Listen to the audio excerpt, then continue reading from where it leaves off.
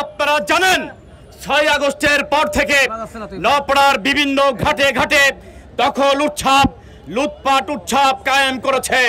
যশোরের অভয়নগরে যুবদল ও ছাত্রদলের নেতাকর্মীদের নামে ষড়যন্ত্রমূলক মিথ্যা মামলা প্রত্যাহার এবং সন্ত্রাস নৈরাজ্য ও দখলদারদের বিরুদ্ধে বিক্ষোভ সমাবেশ ও মিছিল অনুষ্ঠিত হয়েছে। সোমবার বিকালে অভয়নগর থানা ও পৌর যুবদল ছাত্রদলের আয়োজনে উপজেলার নওপাড়া বাজারে এই বিক্ষোভ মিছিল ও সমাবেশ অনুষ্ঠিত হয়েছে।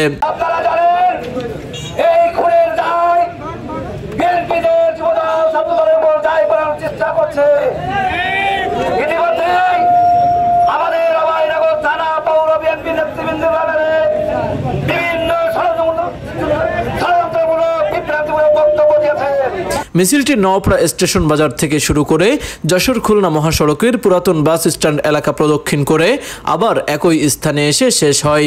এ সময় বক্তব্য রাখেন উপজেলা বিএনপির সদস্য ও সাবেক কাউন্সিলর শেখ আসাদুল্লাহ আসাদ।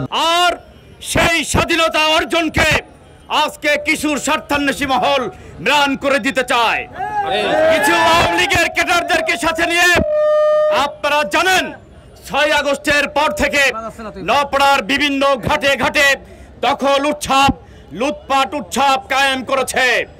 আমাদের বিজ্ঞ নেতৃবৃন্দ এর বিরুদ্ধে প্রতিরোধ গড়ে তোলার জন্য আহ্বান জানিয়েছেন এবং আমরা প্রতিরোধ গড়ে তুলব। শুধু আজকে এই মিটিং এর মাধ্যমে আমি ঘোষণা করতে চাই যে আমাদের ছাত্র নেতা তুহিন, যুব নেতা রমজান মোয়াজ্জেম সহ যাদের নামে মিথ্যা ষড়যন্ত্রমূলক মামলা দেওয়া হয়েছে অবিলম্বে মুজাফফরের বিরুদ্ধে তাদের মামলা প্রত্যাহার করতে হবে। এ সময় আরো বক্তব্য রাখেন শ্রমিক দল নেতা রফিকুজ্জামান টুলু, উপজেলা যুব দলের আহ্বায়ক বাকিউজ্জামান রানা।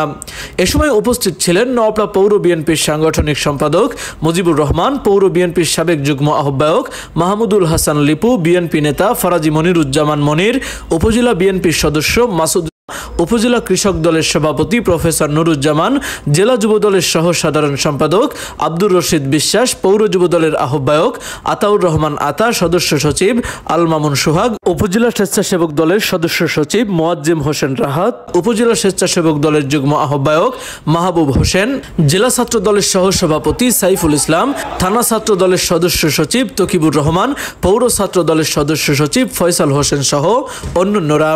এ সময় বক্তারা বলেন অনতিবিলম্বে ছাত্রদল নেতা মাসুদ রানা তুহিন, যুবদল নেতা মোয়াজ্জেম হোসেন ও রমজান হোসেনের নামে মিথ্যা মামলা প্রত্যাহার করতে হবে। উল্লেখ্য, গত বৃহস্পতিবার রাতে একদল সন্ত্রাসীদের হাতে মতিয়ার রহমান মতি নামের একজন ঘাট শ্রমিক নিহত হন।